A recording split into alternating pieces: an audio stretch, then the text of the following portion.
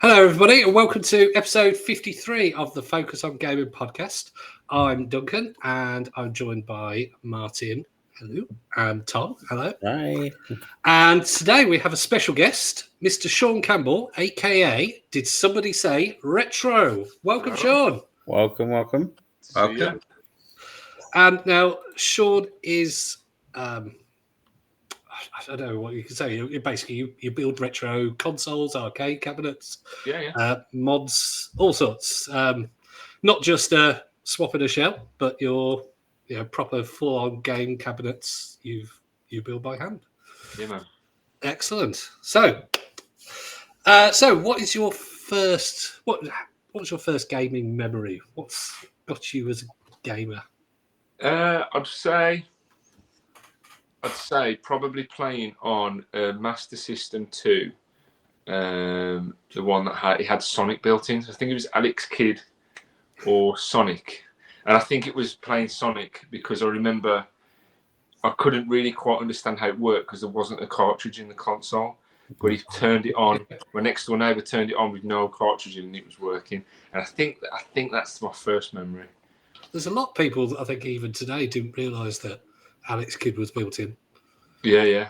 I didn't, to be honest, because I thought it was just Sonic. But was it a built-in cartridge then? Like in the... Because I didn't know about this. There was just a chip, I think. Yeah, it's a chipset. That was just in there. Turned it on without a cartridge, and hey presto, a game loaded up. Then they swapped it out for Sonic because that advanced over Alex the Kid being the mascot, and Sonic became the mascot for Sega, and Alex the Kid kind of sat by the wayside until what was that movie that came out with the is it Wreck-It Ralph? Oh, Wreck-It Ralph. Yeah. Wreck-It Ralph. He's in there somewhere. So, is he? Yeah. Sonic, I think, was in there as well. Yeah. So, what was your first ever console or was gaming that the Master machine? System? I'd say the first console that I had was probably a NES, an NES. That was my first one. So that was the first one that I owned. I think my next door neighbour had the Master System, which I played on, but yeah, the NES, my Nintendo NES was the first one. Yeah. Because you're not as old as myself or Tom. I think you're around Martin's age. So, did you get that as a late thing? Yeah. I don't know. I mean, I was born in '88, so I got it quite young. So yeah, man, I was pretty young when I got it. I can't remember. I've not got the best memory in the world. So I'm not sure exactly what age I was or anything. Yeah. What was your favourite game on that system? On the Master System or on the NES? On the NES, Super Mario Brothers 3, easy. Oh, Still my favourite game, man. It's just perfect game. The perfect game for me. So and the best artwork as well. Say again? And the artwork as well was fantastic. Oh yeah, it's brilliant, mate. It's brilliant. Everything, even on the box, I've got a boxed one in Perspex. With the little black circle Nintendo seal sticker on it. It's opened, but it's still on there. So the artwork on the actual game itself and in the game as well is brilliant. Yeah. So do you have do you prefer 2D games over 3D games? So with the Mario, do you prefer the 2D ones to the 3D ones, or? I'd say yeah. There's something really charming with 2D games, I think. There's something I find really charming about them. We've had this debate because I prefer the 3D Mario games. So Super Mario 64, my favorite, and then both Tom and Duncan, are all to do with the 2D Mario ones. But so it seems like another person on Tom and Duncan's side. Super Mario Land for me because it's probably the only one I've actually ever owned myself. Yeah, Super Mario Land and Super Mario World are my favourites. I've played a lot of them, but I only completed Super Mario World, I think, in about August last year. That was the first time I'd ever done it. I'm 46 years old now, so I waited a while. Difficult games, though, aren't they? When you go back on them, you realise how hard they were. The issue. Well, it's not an issue at all, is it? But the obstacle that you get with Super Mario Brothers 3 is there's no saving. So you have to do it in one sitting. So I remember doing that and getting what it was it was the world where you use the frog suit a lot, and I think that was the furthest that I used to get when I was a kid until I had to turn it off. So I'm struggled to get past that as a kid. I think once I kept it on all day on pause and just turned the telly off, so my mum and dad didn't know. Telling your parents, don't touch it, please. Yeah, nightmare. But now you can get it on the Switch, so you can save it and then just keep pick up where you left off. But it's took something away from it. Like it's great that you can do that, but that's not how it was. I mean, Super Mario Land took me weeks to complete, and I did it recently with emulation and save states in about an hour and a half. Yeah. Because I really like the Donkey Kong countries, sort of. And when the original version of there, I know you could save in between levels, but if the jeopardy of dying in a level and having to go, whereas now I play on the Wii U and you can just click restore or save points and just, so if I know I'm coming to a hard point, I just be like, okay, I'm going to save it here because I know I'm going to die and I don't want to but yeah, back then there was actually like jeopardy in it. And it made it like you. I would leave my console on and would really hope my mum wouldn't come in, like turn it off or something. And if she did, I'd be like, really upset. You could get away with it. I couldn't. We had £1 machines where you'd put in the pound coin and turn it to get more power. And if I left my console on for too long, and then I got a slap. So yeah. This was the 80s. It was acceptable back then. Different time. So how did you start the in the modding scene? What was the first stepping stone into what you do now? I'd say I was refurbishing Game Boys, kind of just as a hobby, really, because Game Boys, and this isn't like ages ago. This is like 7 years ago, probably 7, 8 years ago. So I was buying Game Boys for really cheap. I was getting them for like a tenner each, and they were working, and I could get them regularly. So I was just stocking up on them, and then I started refurbishing them and giving them like a new lease of life, really. So people could, and then pass them on then, and people can enjoy them. But then I started seeing on the internet that there were backlit screen modifications that you can do, and they looked really complicated, so I didn't really want to do it. And I put it off for a long time because I'd never used a soldering iron, never done anything electrical because I was scared of it. And I went to Maplin's and bought a non-temperature controlled soldering iron, which is the cheapest soldering iron you can get, probably about 10 quid. And then I did what's called a backlit mod on a Game Boy DMG, but you put in a bivert module as well, so people call it, I call it a bivert backlit mod. And it basically, without getting too technical, the bivert chip flips the pixels round so it looks inverted, and then you put a new polarizing film in with a backlit screen and turn it, and then it swaps them back again, but gives you a really clean, crisp image. I hope it made sense. It does. And that's my introduction to the modding scene, and that was the first. Yeah. So Game Boys, is there like any other sort of hand console? Like, would you ever have you modded like Game Gears before or anything like that? Or has it always been? Yeah. So the Game Gear, I never modded a Game Gear. I recapped one. But I didn't do the best job in the world because I think there was like maybe 30 capacitors or something like that. Not really done that before. Hadn't done that before, but it was one of those situations where I just went for it because that's how I got into it. It was just thinking, right, I'm worried about breaking the game. We're worried about breaking the Game Gear, but let's just do it. What have I got to lose? So I just did it.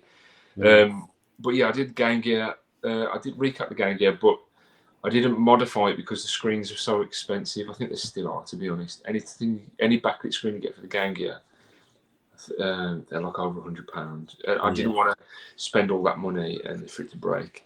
So then I've done other ones. I've done the Colour Advance. SPs are just really fiddly, so I didn't want to do that. You ever dared to do it? Is a micro as well? Is that really fiddly? Oh my life, yeah, super fiddly. They were really hard to get hold of. I ended up buying one on eBay and they never sent it, and it put me off getting another one. So I never got it, and my hands are absolutely massive. So working on a micro is just a nightmare. So I'm a big tall guy with huge, monstrous hands, and so just working on Game Boys in general is hard work. Like it's a challenge in itself, but micro is just an SP. Is that why you're now turning them into larger things? Because yes, the bigger, because they're I try and make things bigger because it's more comfortable for me. So using screws that I can actually hold on to, because the screws that are in Game Boys are just microscopic. Yeah. So it's challenging, but it's worth it. Yeah. Great stuff. I think Martin, we were going to ask what was the first hardware mod. So that was that Game Boy? Yeah. So that was the Game Boy DMG, so the original Game Boy, and that was that backlit bivert mod. And then that was the one that really spurred me on to start experimenting with other mods and sort of do different models and stuff. So if you said that you're worried about breaking anything, have you ever had anything that you've maybe shorted or had a disaster? You just maybe go into a corner and cry for a week. Yeah, loads. Oh, no. Like, is this going to make us cry now? There's a few Game Boys in the pile, mate. If I'm honest, there was a point.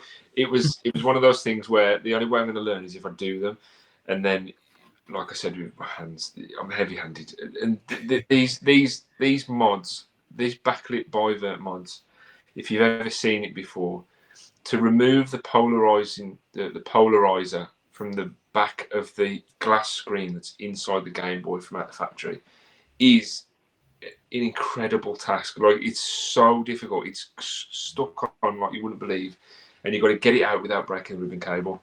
So just naturally that I've slipped a few times with the Stanley blade, and once you cut the ribbon cable, if you're not really skilled, it's over.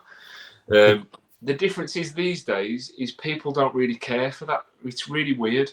Like when we were doing those backlit mods, if you wanted your Game Boy to have a backlit screen, we needed that. We needed both motherboards. We needed both circuit boards, the front and the back. Mm-hmm. But now, because you can do backlit IPS screens, you don't even need the front bit anymore. So some people don't even want them. I imagine people are just chucking them or just selling them for really cheap. But back in the day, they were like gold dust. They were really not necessarily good. Well, they were more valuable. Basically, they were more valuable to the modder. Like we needed that because we needed to modify the original screen. I think it's every kid's dream in the early 90s to have a original Game Boy that was color screened, and I used to have like a massive magnifying glass. Yeah, I had one of those. So just so I could play it, and you had to have a light, and you couldn't play it in the dark, could you? Because it had no sort of light or anything, and the sound was always like. Do you do stuff with the sound as well? Is it just the screen or? Yeah. I've done most of the mods, so I've done sound mods as well, where I put in amplifier chips and then also new speakers and stuff like that. I don't know if you ever saw the attachment that you could get, because it just spurred a memory of mine, where you said that you had a magnifying glass. You put a couple of AAA batteries in the top, and you got a light in there. Oh, the light boy. Yeah. So you can also get. I think it was by Newbie. The extra additional speakers that click into the bottom of the DMG. Yeah, still got them, and the sound it's so unnecessary. Nobody needs to play a Game Boy that loud. It's ridiculous. If you were sitting next to a kid who's got that on that loud, you just want to chuck it away. I had the Hyperboy where you'd slide it into the back of this joystick setup with the backlight, and the controls were red, I think, and it had some speakers on it, and it took batteries. It was just a powerhouse, but you couldn't do anything with it because you couldn't walk around with it. It was so damn heavy. Yeah, I saw a YouTube video recently, and somebody had tried to put as many additions onto a Game Boy as they could, like the magnifying glass, the speakers, the extra bit, there was the camera and all sorts. They had every single add-on they could, and eventually I think it was about a foot out from the screen kind of thing. But yeah, a lot of them were ridiculous. But it did mean that we could go under the quilt at home when you're meant to be asleep and turn it on. If you forgot to turn the volume down, and you just hear bling. No. Because that was the best thing about the colour, is that they just built light into it. It seemed like a simple thing, but it just meant you could go in it. You didn't have to be reliant on being daylight. That was the colour didn't have backlight, did it? No. It was the advance. The Advance was the first one. The SP had a front light. So there's two versions of the Game Boy Advance SP. The little square one that would fold open. The AGS 001 is the one that most of us had, where it's got a front light, and you press the little light button on the Game Boy itself to turn it on, but it's a front light, so it's not as good. And then there's the AGS 101. I hope I got those two the right way around. But the 101 is a backlit screen, and that was the first proper backlit screen in the Game Boy. But the colour, and the DMG and the Advance didn't come with lit screens. However, there is a model of the Game Boy called the Game Boy Light that came out in Japan, and you'll see that on my page somewhere. I posted a video not that long ago, I don't think. And it's like the illuminescent in a watch like that. Oh yeah. It's got that. It's got that in the what's it called? It's got that built into the screen, behind the screen. So that's how it turns. You can actually play it, like kind of looking like a watch. It looks so cool. It's like a Japanese exclusive, wasn't it? Yeah, yeah. I've got one. I love it. It's my favourite. What colour? Which colour is yours? I think it's blue. I'm pretty sure it's like a blue colour. Okay. But it's so good. Yeah, they're brilliant. The one that I did is I had a gold one, and then I changed the shell to there's third party shells that were made, and they're like mirror clear. Like I think they call them mirror or glass. Yeah, I think the colour of my case is silver, and the backlight is blue. Yeah, that's the one. Yeah. So the backlight will always be that blue colour, and then so I think it was a silver and a gold that were released. So I think you got a nice one. 2 batteries to power it for about a month. It was great. Yeah, it did double A's because that model of Game Boy was because when I redid all the shell and the buttons and stuff, I had to find out what parts I needed, and it is actually a mixture of 3 different Game Boys. The parts that you need are like the start and select button, and then like the actual like D-pad and the A and the B, and then something else as well. I can't remember what the other thing was. It's escaping me. But it's kind of like a mishmash of 2 or 3 different Game Boy models to get all the parts together to reshell it. So it's probably what Nintendo did, isn't it? Just we'll take that bit from the Game Boy, that bit from the Game Boy, and mash it up, and never give it to us. Only Japan. So we talk about Game Boy a lot because like a lot of the arcades you've done, things like one thing that you have done is the Wood Boy, which is a desktop arcade cabinet that is a Game Boy. Yeah. With arcade sticks, A and B buttons, start and select, and then a slot. It's got a wooden slot in the middle. Yeah. I think that was a viewer request, wasn't it? Yeah, exactly. Yeah. It was. So lots of people have requested it, and then I just got to the point where I was like, you know what, I'm going to make the time. I struggle for time these days to do anything.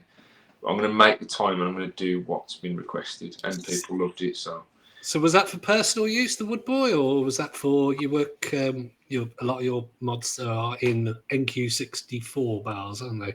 Yeah. So some of my work is in NQ64. A lot of my recent work is in NQ64. But the Wood Boy was just for me. The Wood Boy was me kind of connecting because I'm a trained carpenter, and I used to do that for a few years. I always wanted to combine those 2 skill sets. So the skill sets I learned by modding, and then learning how to build an arcade machine and stuff at NQ64, and then my skills in carpentry. I always wanted to combine the 2, so that's what I did. Is I just put the 2 together. It is a Lovely piece. Thanks. What type of wood is it? Not to make It's the just pine. podcast go a bit more.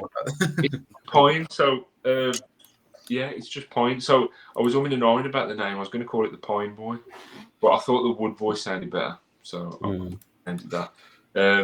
But yeah, it's just out of pine. It's like pine sheets. I think they were 500mm wide. You can get 600mm, but they're really expensive because it's loads of slots of pine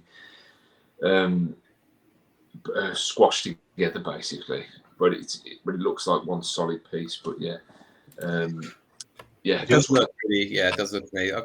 It's a shame that more consoles aren't made out of wood, isn't it? Like, I know. The new Xbox, whatever, on PlayStation came out made out of wood. The wood station. We're giving him ideas. Yeah, you are actually. The Atari did a wood fit. Didn't Atari have a console that's got wood on it? Oh, the front panel bit was with the 20. Was it 600? 2600? Yeah. I think that, and then the Junior is just all black plastic, if I remember right. But it's yeah. So then we can look forward to the wood station, the X Wood, the Nintendo Wood Switch. Yeah, man. Just because wood's more expensive to use, I mean, like than plastic, or is it because it's just because I know my way around. I know my way around using it and cutting it and finishing it because of being a carpenter.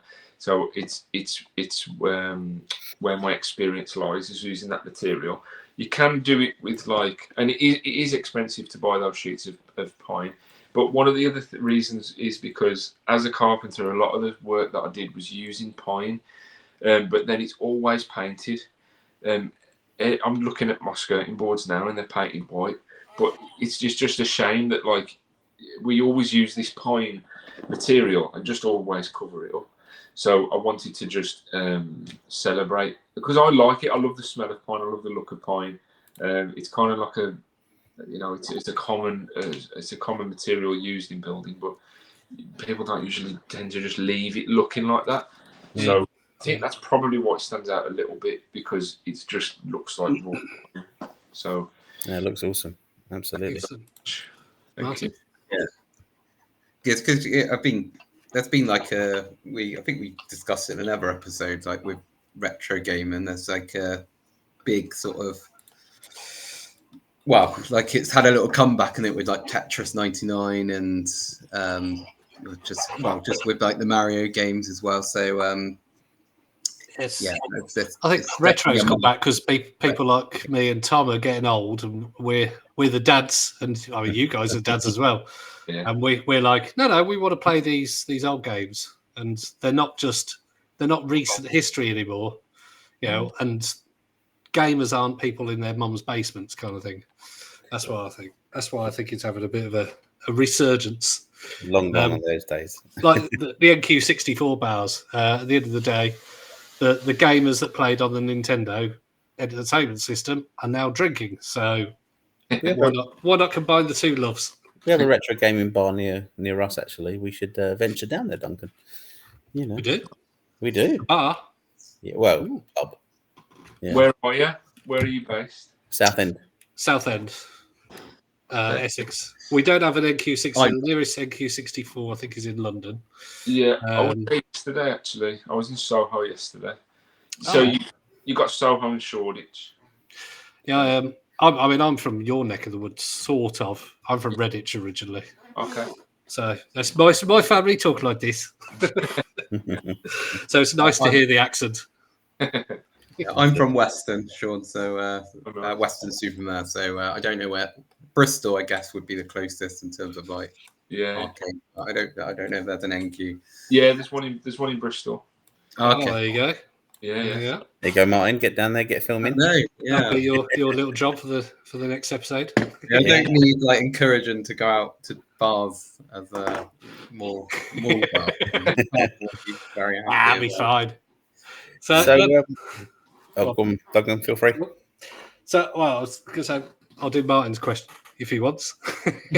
So the screen in the Wood Boy, I just noticed it did look almost almost like e-ink kind of. It looks really nice and smooth, and almost made the Game Boy look higher resolution. Is that the screen tech that you were talking earlier? So it's different to like an actual Game Boy mod, but it is worth noting that the Wood Boy is all original hardware. So when you're playing on the Wood Boy, you're playing on a Game Boy. You're playing on the actual cartridge. So when I'm putting the cartridge into a cartridge reader, it's actually running on an original Game Boy. So that's the difference. Where that's one of the goals of that project as well, was to do it without using emulation, without using ROMs, to do it the proper way. Yeah. So the technology that's used is something called a consolizer. There's two versions for the DMG. There's the DMTV, which has a VGA out, and then there's the GBHD. It's the same thing, but one of them puts out VGA, one of them puts out HDMI. I believe, if I remember right, the Wood Boy puts out HDMI, but the monitor I had at the time is VGA. So I ended up going from HDMI down to VGA anyway, and even still, it still looks really nice and crisp and clear. So basically, this consolizer is, I'll try and make it simple. Basically, it's by a company called Gamebox Systems. Unfortunately, they're not around anymore. The company isn't around anymore, so they're not making it. That's just unfortunately due to the main guy there, the brains behind it all, Postman. He unfortunately passed away not too long ago. So the company has closed down since then. So yeah, man, he was a super nice guy, one of the friendliest, nicest guys out. He's from the States. He came over, and I met him in. He came over and then made a special trip to come down to NQ64 in Birmingham, and we went and met each other. And then I showed him the Wall Boy idea, and then the Wall Boy has only been able to exist because of his additional work and modifying the consolizers specifically for the Wall Boy. And there were only a handful made. So there's like the ones that go out and be put into the NQ64 bars will be the only ones that are ever done. Yeah. So at least that's a good legacy for him to have. Yeah, man. Yeah, it was nice to be able to to celebrate his work and put them in bars. So yeah, he was a really, really, really cool guy, really clever. Yeah. So the consolizer that he came up with, that consolizer is basically a little circuit board that you connect a Game Boy circuit board to, and it basically means that you can just output HDMI, play your Game Boy and convert the video to like HDMI. That's as simple as I'm making it sound super simple. So is it basically there's not an intact Game Boy in there? You've taken the shell off and put the parts where they need to be. Yeah. So or is there an intact Game Boy that's just got wires sticking out of it? No. So imagine I've got a Game Boy. I've completely stripped it, and I'm using just the main motherboard, the main circuit board. That's the rear half. That's got like the cartridge reader and stuff in it. I'm just using that. So that's the main part. That's got all the bits and pieces in a Game Boy that make it work are on that particular board. So it uses that. That's at the heart of it, and then it sort of, I guess, feeds through this other board and then outputs it into HDMI, and then like sort of really good sound quality and stuff comes out of it as well. And it's controlled. It's also, you obviously need to be able to play it. So it's controlled by a SNES pad. It's controlled by a Super Nintendo pad. So what you see when you look at the Wood Boy, you see an arcade stick and buttons, but the left, up, right, down micro switches and the B and the A and the start and select, they're connected straight to the board of a SNES pad. So that's how that works. So you're basically playing on a SNES pad, but I've extended the buttons to the switches that are on the back of those buttons. Best controller ever released, in my opinion, the SNES one. Say that again, sorry? The SNES one is, in my opinion, the best controller that was ever released. You know what? Considering it's not that big, it is really comfortable. There's something I just don't get how it works, how they designed it. It's small and it's just flat, but it just feels really comfortable. Yeah, definitely. Yeah, I mean, I like with the Switch Joy-Cons, I cramp up when I use a Switch. I'm like, I can play it for maybe 5 minutes before I'm like, this is really uncomfortable. But yeah, Super Nintendo. I'm surprised none of you have said the Nintendo 64 controller when it was like worst controller ever. They did design, I've always said they designed a controller that wasn't designed for humans. It would seem it was so awkward to hold it. You're like, I've got this analog spider fingers to kind of operate it. And then they had these random C buttons, which I was like, I don't really know what I'm doing with these, but they're over there as well. But yeah, this might be a stupid, but like, because it's a Game Boy, isn't it? And then, but the screen's, was there any like challenges of making it the screen big for a Game Boy? Like, I don't know if that's like. So all of that was taken care of in the consolizer. So the actual work that went into that, I'm not too sure, but basically all I've done is I've got the consolizer, and then the HDMI cable comes out the back of it, and that just goes into a monitor essentially. Yeah. And then I sort of tweak the monitor, maybe in the settings, just to get it, just to fine tune it a little bit. And then I've built, like the way that I built the Wood Boy, I wanted to make it as small as I could. I didn't want to just have a big massive machine. So it's not actually that deep at all. If you look at it from the side, it's not as deep as other machines are. And I also built it so that the border that goes around the screen, you'll see if you look at the Wood Boy, the border that goes around the screen is probably 12, 13 mil maybe. When you get other arcade machines, a lot of the times you have big borders that go around the screen for whatever reason. But I tried to minimize that as much as I could, so that when you're looking at it and you're playing on it, it's just as big as it can be. Yeah. So I put looks amazing. Absolutely. I really want to play on one. So as somebody who hasn't got a clue about electrics, I probably haven't soldered anything for about 30 years. I do know the basics of using a drill. I'm not a trained. I've just done a bit of DIY here and there. Is modding something that I and anybody like me can get into? And where would you recommend someone like me starts? Yeah, so everybody can get into it. It's honestly, I had like no experience before I bought that Soldier 9, absolutely zero, and it scared the life out of me, thinking that I'm going to mess with something that's electrical. I'm definitely going to get electrocuted. I'm definitely going to send myself to hospital. I'm definitely going to burn myself on the Soldier 9. But it's just as long as you just be careful and just follow, tutorial videos and stuff, you'll be okay. But so yeah, if you wanted to get into it,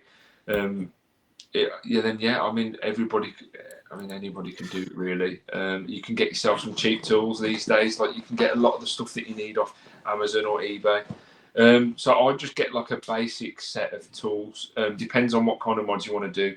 I would obviously recommend how I started. So I'd start by changing the shell on the buttons on a Game Boy, just to get used to using tiny screwdrivers, tiny screws, and learning how consoles or handhelds open up and get put back together again, because that's like a skill that you end up getting just used to, but at first that's quite a task, is doing that. So learn how to take something apart and put it back together again. I've got a Steam Deck, and I've changed the rear shell on that, because that is literally just a few screws, clipping it off and clipping a new one on, and I've changed the SSD in it. They have made it very easy to do. You can change the front shell, but then you have to get a heat gun out for that and take the screen off, which then if you crack it, it's gone. So I've done the basics for that. But yes, I'd love to be able to get a Game Boy and go, this doesn't work. and be able to go, right, it's that, I need to change that. And did you see like stuff on eBay, don't you, or Facebook Marketplace, where it's really cheap because someone said it's broken or whatever, and if you think I could pick that up and have a good, there might be some which are just beyond repair, but so how long ago was it when you first started? Like when you said about the Game Boys, how many years ago was that when you started doing that? Just I'd say I remember I made the Did Somebody Say Retro account 7 years ago, so I was doing it about a year before then. So I'd say about 8 years, I think. So was there like YouTube videos or something like that you would watch, or did you just sort of teach yourself, or like? Yeah, exactly. Yeah, like I'd watch YouTube videos, and I made friends on Instagram, and I asked questions. There's a guy on Instagram called Joe Bleeps. And he's somebody that I've been friends with on there since the very start of doing Did Somebody Say Retro, and he used to help me out a lot with any questions that I had. And then there's been a lot of other people along the way,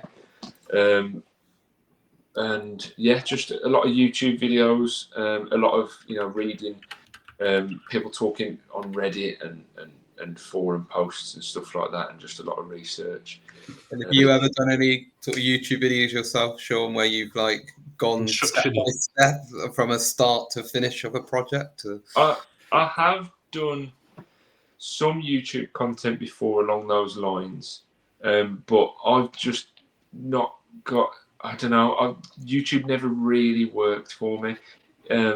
It's mainly Instagram, but on Instagram there are lots of projects that I've done where you can follow it from start to finish. Maybe not from one video, maybe. So basically, I usually make 1 minute videos following a project. So I'll do them in stages. So maybe I'll do a part one, and then a few days later I'll do the next bit, and then the next bit. These aren't things that you're doing in one day, are they? They can be months. Exactly. There's things that I work on that I do in part. So I literally. What I do now is I make the content of what I've done that day, and then I edit it and I post it, and that's what I do, because I don't have the time to sort of hold on to stuff, and it's just I just have to make it, record it, edit it, get it, post it, and that's the best way. That sounds familiar. Yeah, man. So speaking of builds and projects and things, what projects have you got coming up? Is there any previews you can give us of things you've got planned? So there is one that I came up with literally a few days ago, with the help of a friend who suggested something a while back. I don't want to give too much of that away because I haven't tested it yet, but I'm going to be testing it soon. But it is something to do with wood again, pine. So that's. No one else knows this. So yes, something along the line, something using pine again is potentially on the cards.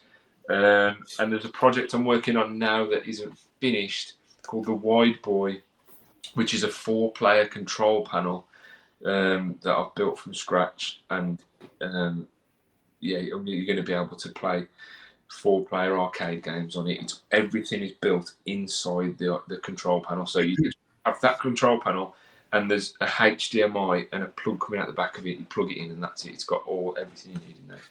So that's what I'm working on at the minute that isn't finished, but it will be finished in the next. So yeah, I've seen the previews of that. It's basically like your sort of Teenage Mutant Ninja Turtles arcade. So many good memories, that game, and the Simpsons arcade. Yes, as well. That was brilliant. That was the one that absorbed a lot of the money of my youth. Yeah. Back in the dirty, smoky, grimy, dodgy arcades that were around in the 80s and 90s. Yeah, I remember, God, most of them had dodgy men hanging around in them as well. With hindsight, I really shouldn't have gone in them. Yeah, but yeah, I did. No, thankfully, nobody ever abducted me or anything. So we're trying to nick the arcade machines.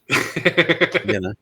Are they going to be in the NQ64 bars then? That when you're the Wide Boy, or is that?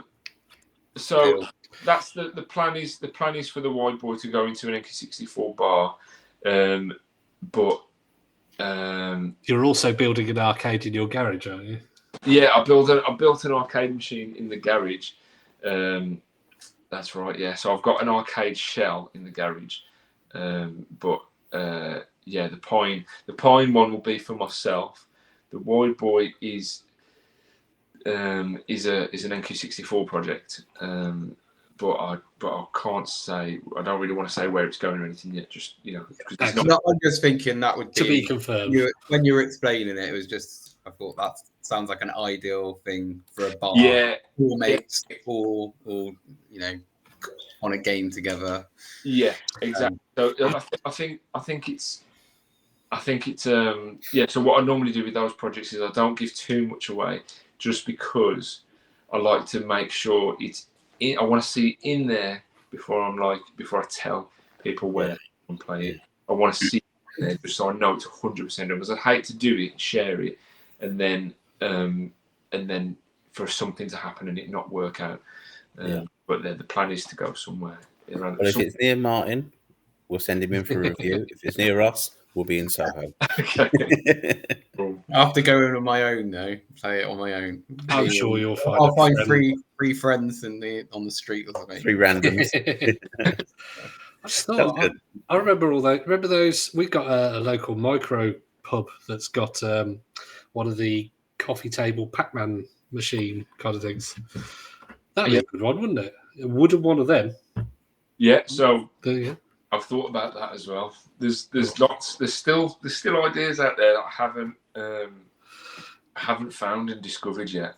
But the main problem is just time. I just I don't really have the time. So the idea that I've got for the next project that's made out of pine, it shouldn't take me too much time, and it's not an intense project where I need to. There is some new things that I'm going to be doing that I haven't done before, but it's not as complicated as like the Wood Boy, and it shouldn't take up too much space. So I'm looking forward to doing that. But you'll know when it comes out that that's what I'm talking about, because the name that I've got for it literally says Pine in the name. So, you're trying so hard to not say it, aren't you? I know.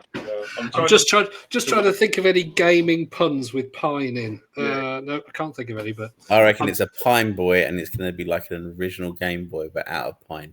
That's what I'm going for. Everyone keep an eye on DidSomebodySayRetro. I'm sure it will come out eventually. But anyway, so Tom. Oh, have I missed a question? Oh yeah. Have you received any crazy commissions or inquiries that you've been excited to make? That you could tell us about. So basically, I've been flooded with commission requests and inquiries about getting commissions done. But if I basically haven't got the time, I know I've said it before. I didn't anticipate the amount of interest there would be. And it's only me, and I have a family, and I have a job, and the time that I've got is very minimal. So I'm not able to commit to building new projects at the moment. It's only at the moment. At some point, things will ease off a little bit. There have been some interesting requests that I've received, and some interesting ideas, which I just can't really, unfortunately, build or just haven't really. Because stuff you do it's like unique, isn't it? It's not something you could just like mass produce. So obviously they must take. They're all bespoke. Yeah. So the interesting ones. So I'm not sure if it relates to the same question, but there are some very unique projects that I've done commission.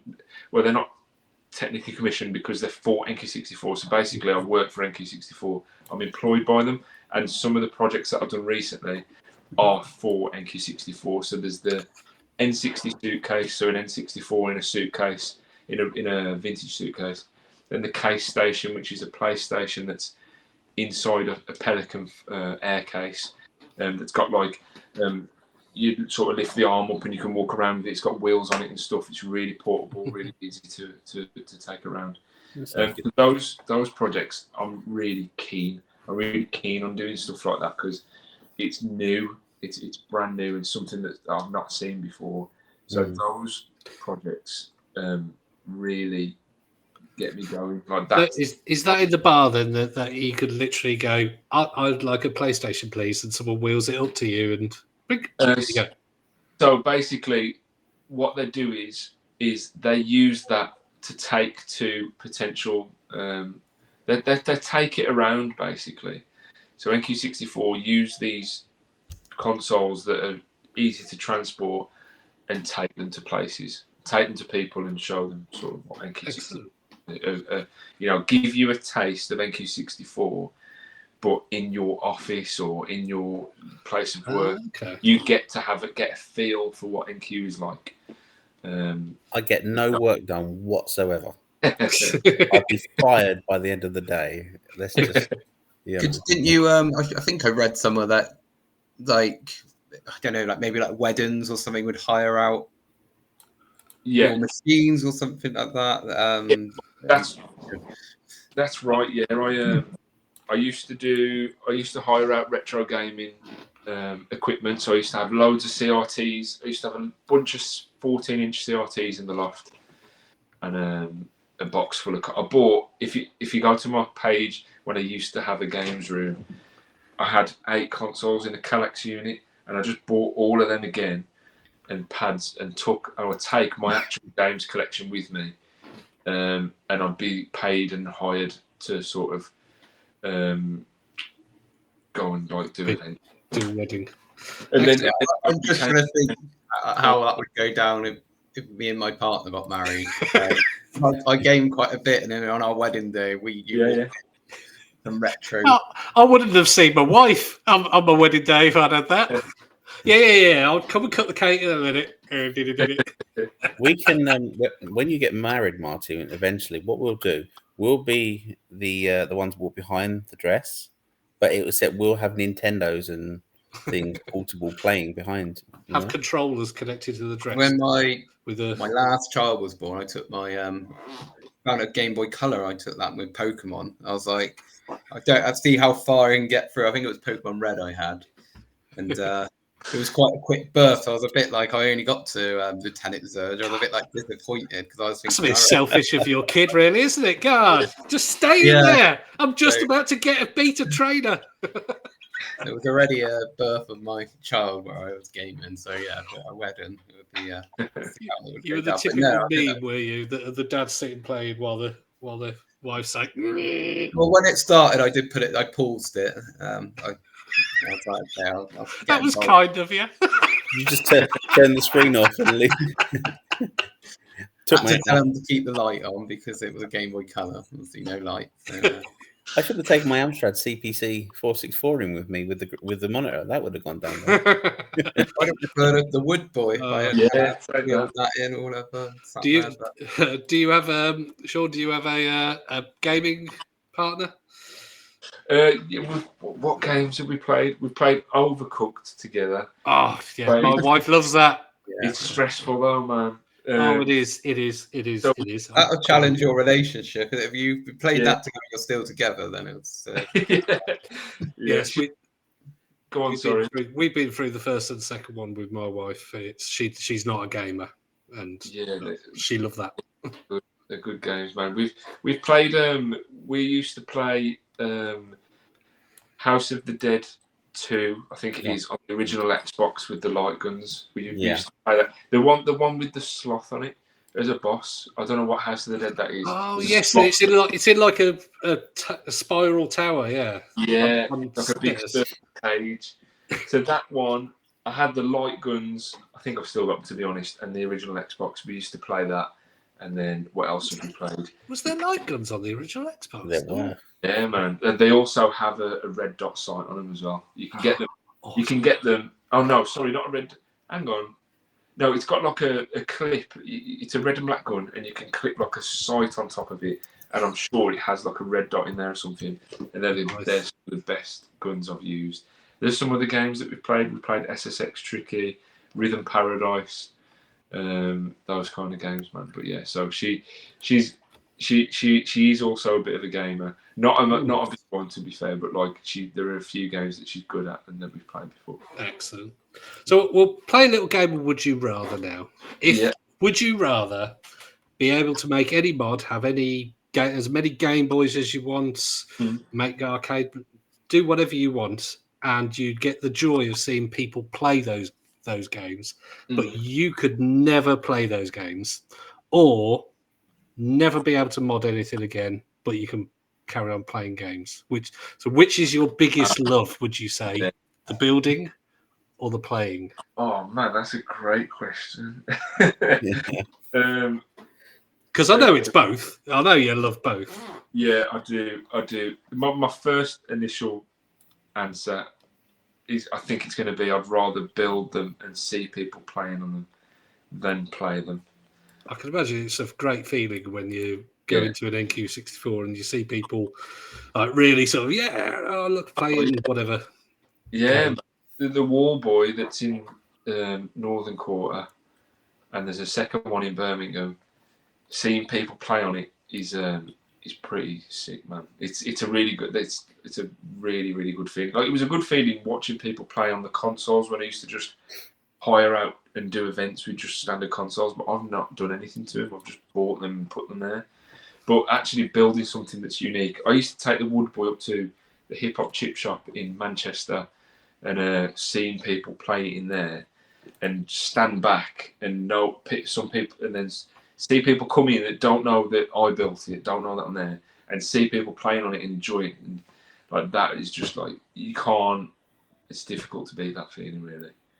When they go up to the counter and go, "There's a man keeps watching this and smiling." Weird.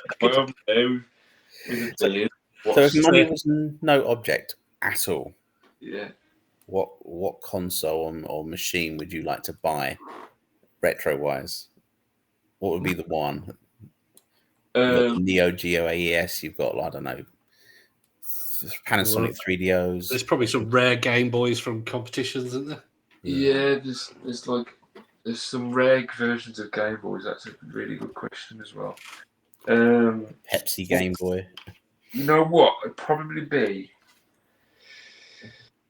There's a version of the PS. Oh, I'm not going to remember that fully, so I'm going to end up sounding like a Wally if I've got it wrong.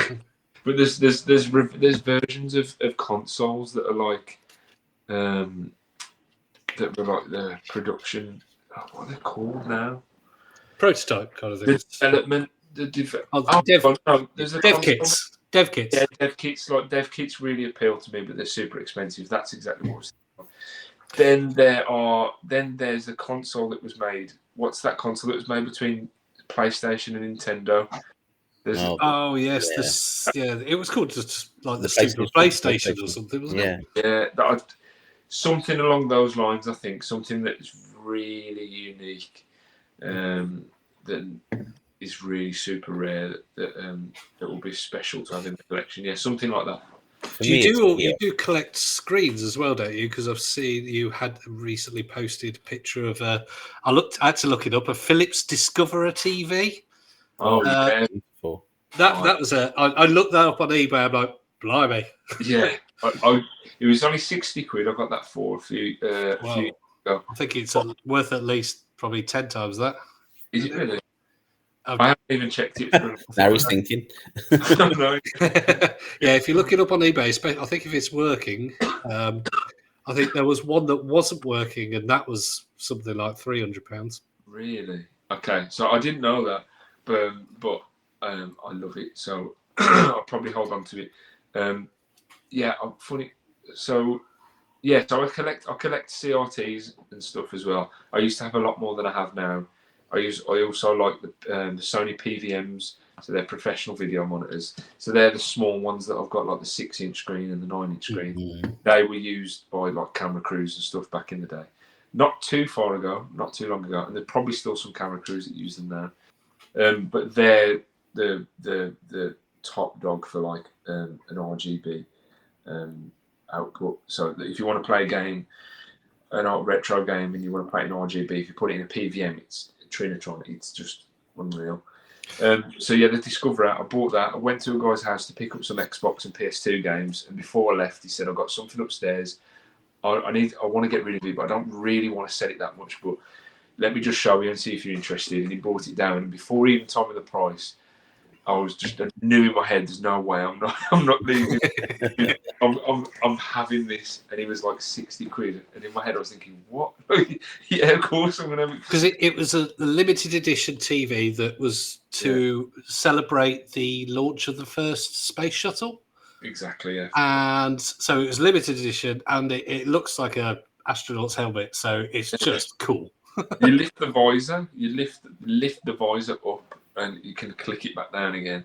And then the remote control is based on the thrusters of the. Oh, I haven't seen that. I'll have to look that up in a bit. But like the long the I don't know. I can't think of the technical term, but you'll see if you see the remote. But not everybody has the remote. And also on the when you lift up the helmet, the visor, on either side of that visor, you've got these little circle clips or attachments or whatever you want to call them that help it sort of lift up and down.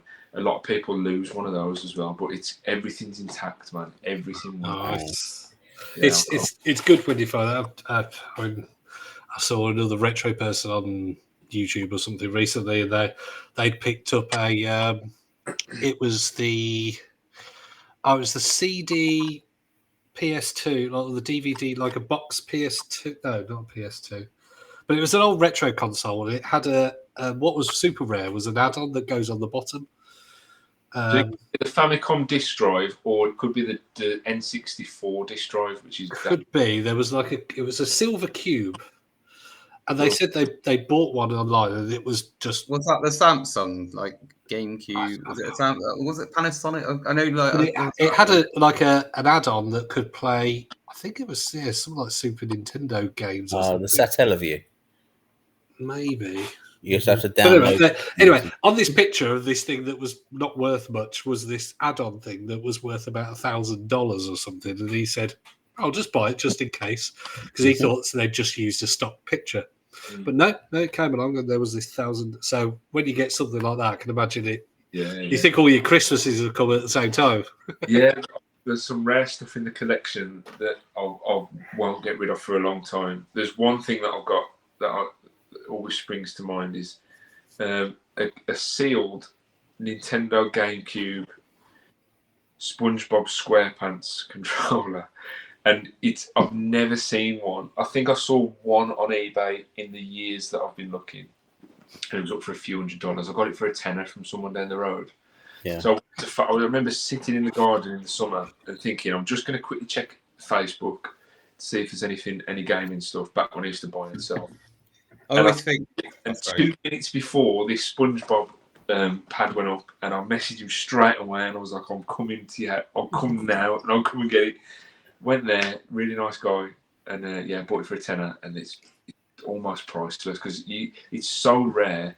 It's hard to find a price for it. When you put it up, people you're going to love me right now because I've got both the SpongeBob controllers. Oh, nice! There's two, and they were given to me. I think they're PlayStation. And they're two. Is it Patrick and SpongeBob? That's the ones. Yeah, I've got those. They're PlayStation 2 pads. Yeah, they're lovely. Tom, don't one up the guest. Shaun's GameCube. I think Shaun's it's rarer. It is definitely. Yeah. They're good pads, man. I love stuff like that. I love these unique sort of twists on things. I mean, a lot of these rare things are not necessarily. Some of them aren't good, are they? They you just know that some of these sealed things, you get it out and you'd be like, oh God, this is horrible. But sealed, you're never going to know, and it's always because you had the Wu-Tang. Oh God, the Wu-Tang Clan PS1 controller. Yeah, I used to have 2 more of those. So they're horrible to play on. I kept one, and they're awful. I would never recommend. They're low quality. They were. I mean, they came free with the Wu-Tang Clan game, which wasn't particularly great either. I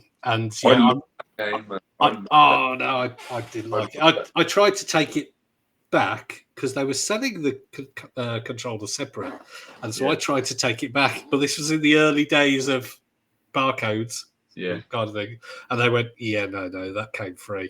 Damn it!" I tried to get the money back, but they weren't having it without a receipt. I always think now if I could go back in time and speak to my younger self, because there's some of the stuff I had back, like Nintendo, like Pokemon, Nintendo 64 consoles and boxes. I think I had like a first edition Charizard at one time. And now I think about it, they go for like hundreds of £1,000s. I was like wiping my nose with it and stuff. Now, if I had known how much it was going to be worth in 30 years' time, 20 years. How did you wipe your nose with that thing? Well, I'm being exaggerating a little bit, but I didn't look after it very well. Roll it up and really shove it up there. Could you imagine selling that on eBay? Yeah, just only being up one nose. I just didn't look after stuff. I think that would be a lot of value. Well, I think we've been nattering for about an hour, and I think we could probably chat to you for many more hours. But no, it's been brilliant to have you on, Shaun. Cool. So he's available, I think, for commissions when he's got time. But and he is DidSomebodySayRetro on Instagram, but he is also on all the other socials if you want to see what he's up to. He's Wide Boy and as yet unannounced Pine Boy, Pine something.